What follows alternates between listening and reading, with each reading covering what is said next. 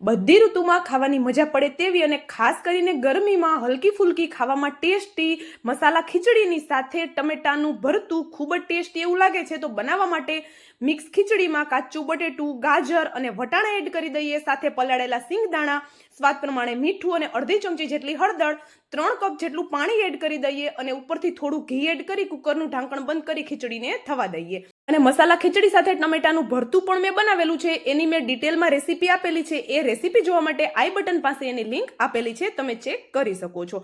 તો ટમેટાનું ભરતું તૈયાર છે, તેને સાઈડમાં રાખી આપણે ખીચડીનો વઘાર કરીએ. તો ઘીમાં હિંગ જીરુંનો વઘાર કરી ટમેટા, મીઠા લીમડાના પાન અને ડુંગળી એડ કરી દઈએ. 1 ચમચી જેટલી લસણવાળી ચટણી એડ કરી અને સાથે થોડું પાણી એડ કરી દઈએ. સરસ એવું મિક્સ કરી દઈએ.